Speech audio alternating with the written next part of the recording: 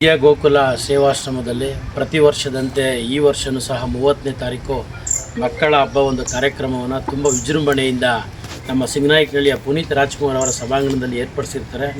ಇದರ ಅಧ್ಯಕ್ಷತೆಯನ್ನು ನಮ್ಮ ಶಾಸಕರಾದಂಥ ಎಸ್.ಆರ್. ವಿಶ್ವನಾಥ್ಜಿರವರು ಮತ್ತು ಎಲ್ಲ ಗ್ರಾಮ ಪಂಚಾಯಿತಿ ಸಹಯೋಗದಿಂದ ಇವತ್ತು ತುಂಬ ಅದ್ಧೂರಿಯಾಗಿ ಈ ವರ್ಷವನ್ನು ಕಾರ್ಯಕ್ರಮವನ್ನು ನಡೆಸ್ತಾ ಇರ್ತಾರೆ. ತಾವು ಬನ್ನಿ, ಎಲ್ಲರೂ ಈ ಒಂದು ಹಬ್ಬದಲ್ಲಿ ಭಾಗವಹಿಸಬೇಕು ಅಂತೇಳಿ ತಮ್ಮ ಕಡೆಯಿಂದ ಒಂದು ಸವಿನಯನ ಪ್ರಾರ್ಥನೆಯನ್ನು ಮಾಡ್ತಾ ಇದ್ದಾರೆ.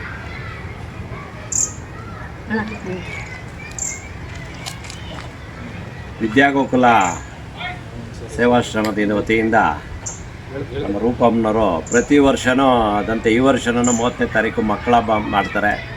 ಈ ಮಕ್ಕಳ ಹಬ್ಬ ಬಹಳ ಅರ್ಥಪೂರ್ಣವಾಗಿರುತ್ತದೆ.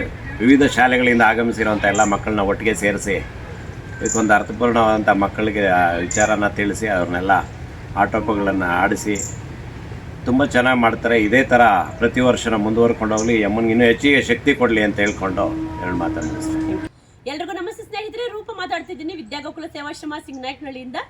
ವಿದ್ಯಾಗೋಕುಲ ಸೇವಾಶ್ರಮಕ್ಕೆ ನಾವು ಸೇವಾಶ್ರಮನ ಇಷ್ಟು ಚೆನ್ನಾಗಿ ನಡೆಸೋದಕ್ಕೆ 8 ವರ್ಷದಿಂದ ಸಕ್ಸಸ್ಫುಲ್ಲಾಗಿ ನಡೆಸೋದಕ್ಕೆ ಮುಖ್ಯ ಕಾರಣಕರ್ತರು ನಮ್ಮ ಸಿಂಗನಾಯಕನಹಳ್ಳಿ ಗ್ರಾಮ ಪಂಚಾಯತಿ ಎಲ್ಲ ಮಾಜಿ ಅಧ್ಯಕ್ಷರು, ಉಪಾಧ್ಯಕ್ಷರು, ಸದಸ್ಯರು ಮತ್ತು ಹಾಲಿಯಲ್ಲಿ ನಡೆಸ್ತಾ ಇರುವಂತಹ ಎಲ್ಲರ ಸಹಾಯದಿಂದ ವಿದ್ಯಾಗೋಕುಲ ಸೇವಾಶ್ರಮ ಸಕ್ಸಸ್ಫುಲ್ಲಾಗಿ ನಡೆಸ್ತಾ ಇದೆ. ವಿದ್ಯಾಭ್ಯಾಸ ಕೊಡೋದಕ್ಕೆ ಸಹಾಯ ಮಾಡ್ತಿದೆ ಮಕ್ಕಳಿಗೆ, ಬಡ ಮಕ್ಕಳಿಗೆ.